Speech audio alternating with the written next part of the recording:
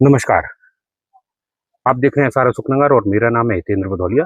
आज नगर पालिका परिषद अशोकनगर ने अपने 4 वर्ष पूरे होने पर एक बैठक का आयोजन किया। इस बैठक में नगर पालिका अध्यक्ष नीरज मनोरिया और उनके कुछ पार्षद साथी उपस्थित रहे। पत्रकार वार्ता के रूप में आयोजित हुई इस बैठक में उन्होंने अपने 4 वर्ष के कार्यकाल के बारे में बताया, जो विकास कार्य हुए उनके बारे में बताया।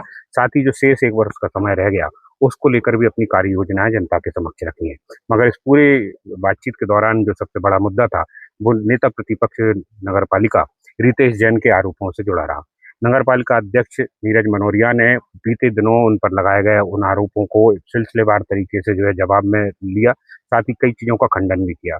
नगर पालिका अध्यक्ष मनोरिया ने कहा कि रितेश जैन जिस तरह से आरोप लगा रहे थे, उसको लेकर कई सारी चीज़ें उनके पास में हैं और जो सबसे बड़ा सनसनीखेज खुलासा नगर पालिका अध्यक्ष ने किया है, वो रितेश जैन के कथित भ्रष्टाचार से जुड़ा हुआ मामला है, जिसमें उनका कहना है कि सबसे पहले अशोकनगर के सचिंद्र चौराहे पर जो स्कूल था, वहाँ पर जो दुकानें नगर पालिका बना रही थी, उसमें नेता प्रतिपक्ष रितेश जैन ने इसलिए विरोध किया था, क्योंकि उनसे 4 दुकानों की माँग की थी। ये बहुत बड़ा आरोप है रितेश जैन पर, जो लगातार भ्रष्टाचार को लेकर बात करते रहते हैं और कहते हैं कि नगर पालिका की अनियमितताओं को उजागर कर रहे हैं। आज नगर पालिका अध्यक्ष ने अगर ये जो बात कही है, इस पर ये बहस आगे बढ़ेगी और निसंदेह ये चीज़ लंबी चर्चा में जाएगी कि क्या वाक़ई में रितेश जैन ने 4 दुकानों की माँग की थी और दुकानें नगर पालिका अध्यक्ष ने नहीं दी, तब इसका विरोध शुरू किया गया था क्या? एकमात्र उद्देश्य की राजनीति उनके द्वारा की जा रही है। दूसरे, हायर सेकेंडरी सबसे शुरुआत में जो विषय मैं आपके समक्ष ले जा रहा हूं, अशोकनगर राजश्री के सामने जो स्कूल के आगे जो हम दुकानों का निर्माण कर रहे थे, उस समय से विरोध की राजनीति शुरू हुई। उनके द्वारा मुझसे 4 दुकानों की मांग की गई। मैंने 4 दुकानें उनको दी नहीं, तो परिणाम स्वरूप उनने मेरे हाथ जोड़े और आज उसका परिणाम आप देख रहे हैं। यदि मैं 4 दुकानें वो पार्षद जी को दे देता, तो मुझे नहीं लगता कि वो इस राजनीति का विरोध करते।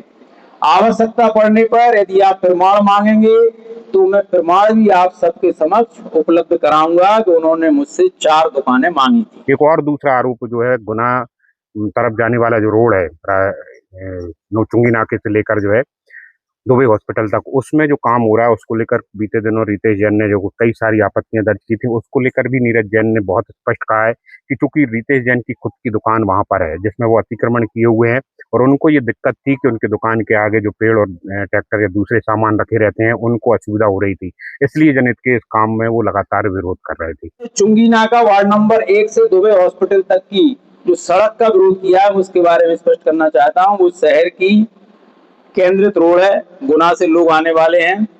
खुद के शोरूम या दुकान के आगे जबरदस्त तरीके से अतिक्रमण किया गया है।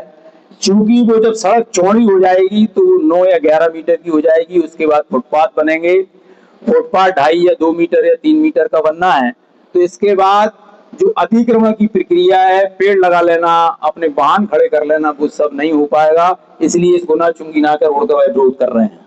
इसके अलावा सौंदर्यीकरण के जो मुद्दे पर मामला था, उस पर भी उन्होंने जवाब दिया है कि जो राशि जिस मद में आती है, उसी के हिसाब से खर्च किया जाता है। इतना पैसा सौंदर्यीकरण में क्यों लगाया जा रहा है? देखिए मित्रों, एक योजना आती है शासन से, एक निकाय का पैसा जो होता है, वो निकाय कहीं भी खर्च कर सकती है, नाली बनाए, सड़क बनाए, खड़ंजा बनाए, जो भी। लेकिन जब योजना का पैसा आता है, जैसे अधोसंरचना 4 का जब पैसा आया, तो उसमें स्पष्ट होता है कि शहर के सौंदर्यीकरण को यह पैसा दिया जा रहा है। शहर के सौंदर्यीकरण में हम 5 करोड़ रुपए की डीपीआर लेकर शासन के पास गए, उसी में से तो उन्होंने कहा कि यह पैसा सौंदर्यीकरण के लिए है और आपको नाली खड़ंजा अन्य के लिए चाहिए है, तो आप कायाकल्प या मुख्यमंत्री अवसंरचना 3 में या अन्य निकाय से पैसा ले जाए, उसके लिए करें। इसलिए हमने योजनाबद्ध तरीके से शहर के सौंदर्यीकरण के लिए जो महत्वपूर्ण कुछ चीजें चुनी हैं, वो आप सबके समक्ष है। ये पहली बार है कि परिषद के साथ में नेता प्रतिपक्ष से अध्यक्ष ने इस तरह से जो है आरोपों को उत्तर दिया है और इनके साथ में वार्ड नंबर 8 की जो पार्षद हैं गीता आर्य, उन्होंने भी बहुत गंभीर बात कही है। उनका कहना है कि रितेश जैन अपने पार्षदी के वार्ड को छोड़कर दूसरे वार्डों में नेतागिरी करना चाह रहे हैं, जो सिर्फ और सिर्फ श्रेय लेने की राजनीति है। उनका कहना है कि उनका वार्ड पिछड़ा है और कई सारी कॉलोनियां लगातार बन रही हैं। ऐसे में जो वहाँ के कॉलोनाइजर हैं, उनकी जिम्मेदारी होती है वहाँ सड़क, पानी और दूसरी व्यवस्थाओं को करने के लिए, क्योंकि परिषद का एक काम करने का तरीका है और रितेश जैन ऐसी जगह जाकर सिर्फ सनसनी फैलाना चाहते हैं और क्रेडिट लेना चाहते हैं और लोगों को बदनाम करना चाहते हैं खारकर परिषद का। तो इन सब को लेकर भी उन्होंने आपत्तियां जताई हैं। साथ ही उन्होंने उनके खुद के जो वार्ड है उसमें जो है ध्यान न देने का भी आरोप इस दौरान लगाया है।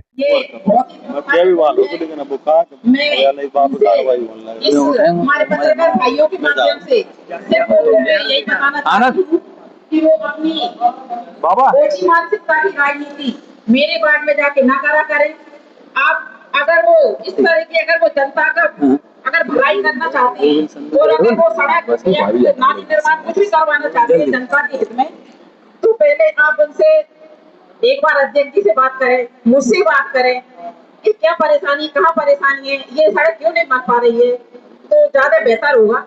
और दूसरी बात रही, जैसे कि मेरा वार्ड सबसे पिछड़ा वार्ड है और सबसे ज्यादा यहाँ पे नई नई कॉलोनियां आए दिन बन रही है, आए दिन कट रही है, तो क्या नगर पालिका सीमेंट गिट्टी लेकर के क्या हर वक्त 24 घंटे थोड़ी घूमती है वहाँ पे, 24 घंटे वहाँ सड़क डाले, तो वहाँ पे इतना डेवलप हो रहा है, इतनी कॉलोनियां कट रही है, तो कॉलोनी नाइजर जो भी है क्या उनसे उनका कोई अधिकार नहीं है? उनसे नहीं कह सकते क्या आप हमें ये कॉलोनी काट के दे रहे हो तो यहाँ पे हमें सड़क डाल के दो, खम्भे गाड़ के दो, लाइट की व्यवस्था कुछ भी करो भाई।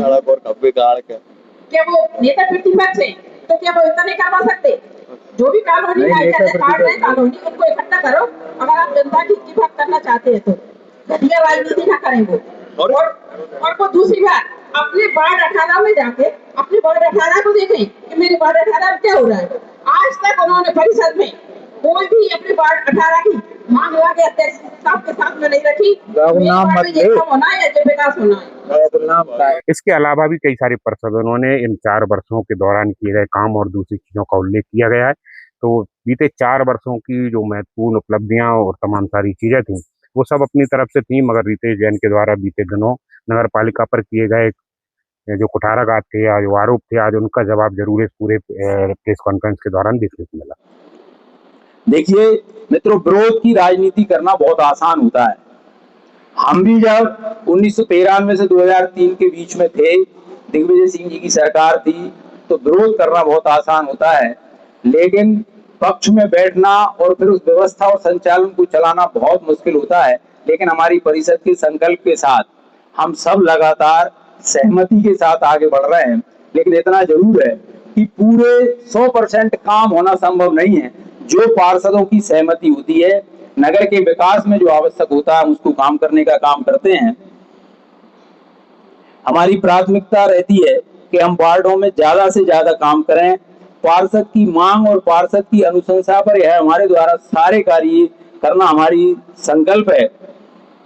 और यह भी सही है कि यह परिषद डायरेक्ट प्रत्यक्ष प्रणाली से होती तो यह कहा जा सकता था कि मेरी व्यक्तिगत परिषद है, लेकिन यह पूरी परिषद, यह जो सदस्य आपके समक्ष बैठे हैं, परिषद इनकी है। इनकी बगैर मनसा के एक भी कार्य विकास कार्य स्वीकृत नहीं होता। इनकी मनसा से ही सारे विकास कार्य स्वीकृत होते हैं।